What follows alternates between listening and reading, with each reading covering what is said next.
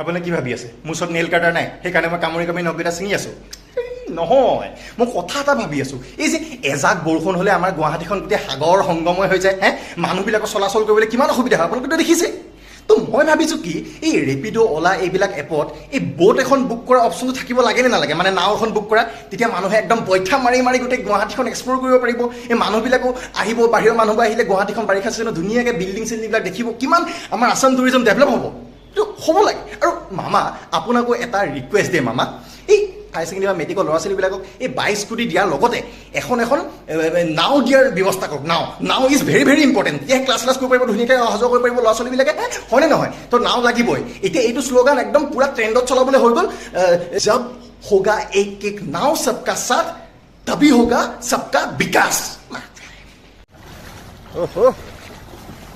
হাবিবি